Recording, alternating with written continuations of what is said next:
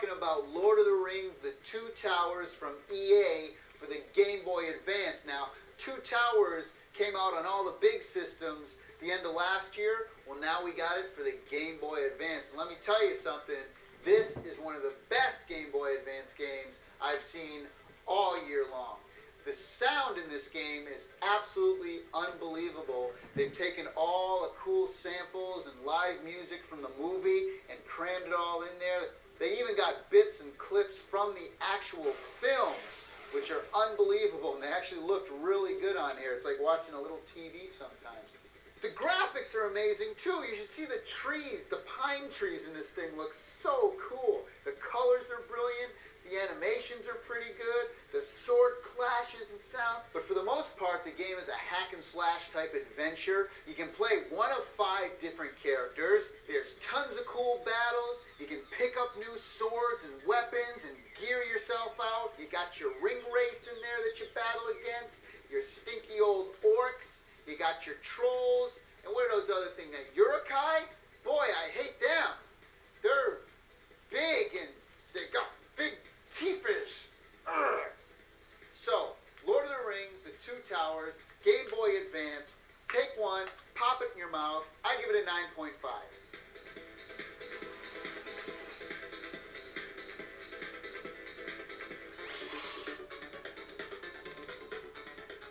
All right, we're back. We're here in ancient Egypt now because we're talking about Black and Bruised.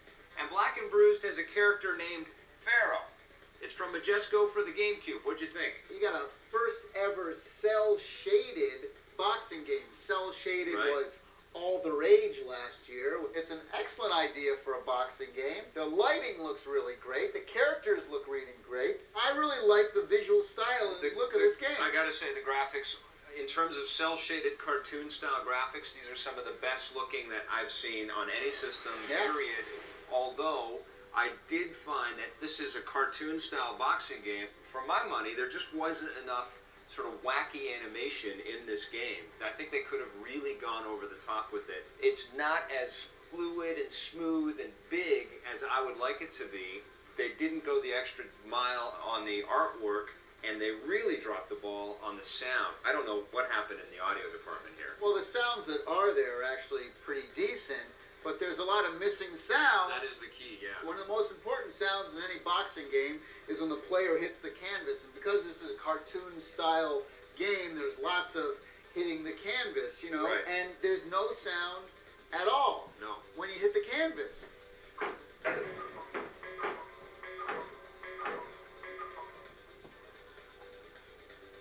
One of the cool things about this game, they have this gameplay mode that's called the Boxer's Life. And you pick one of the characters that you want to fight with, and there's an actual FMV sequence, like a short little movie sequence, between each of the fights. And I've never seen that before in a fighting game. And the artwork and the direction of these little mini-movies is so good that it does actually feel like a very special kind of reward. And you get them for every fighter. And so there's like 100 different little movies in there, which is really cool. That's what I really like, is the Boxer's Life style of it, because before you actually fight, they kind of give a reason why you're fighting this person and the location that you're in.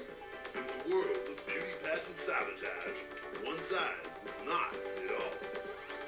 There's always something a little different, you know, like they might say, because of something that happened in the movie, that your left hand will hurt you. So if you punch with your left hand, your meter will go down. It kind of makes it interesting. It's not just plowing through all these fighters. Clever idea. Problem with the game, though, is that it really just becomes a button masher. There really isn't a whole bunch of finesse. This game, the fastest fingers win. As fast as you can punch those punch buttons, you're going to beat everybody, and you don't really have to block and dodge as much as you need to in most of the other boxing games. It works. It's a good-looking game. It's definitely worth checking out if you're into boxing games, but the lack of the audio really hurts this thing, and the fact that there isn't as much strategy and finesse involved in playing the game kind of takes a lot of replay value out of it for me. I'm going to give Black and Bruised 6 out of 10.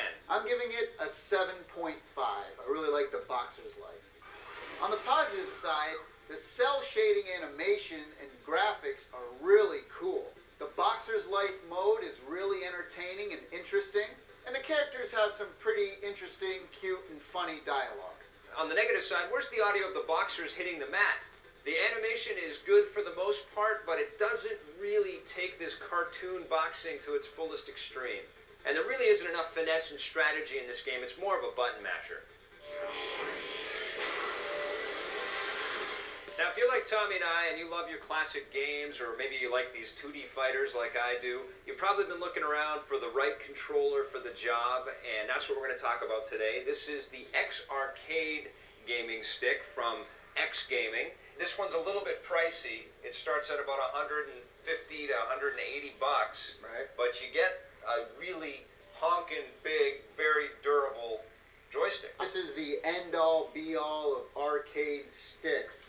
Basically, you're ripping an arcade controller out of the arcade and bringing it home with you. But the amazing thing about this joystick is that it's compatible with all the different hardware systems out there. PlayStation 2, Xbox, GameCube, PC even. What I like about the controller, though, is that it even has the two side pinball buttons. So you can actually play the pinball as well. It's unbelievable.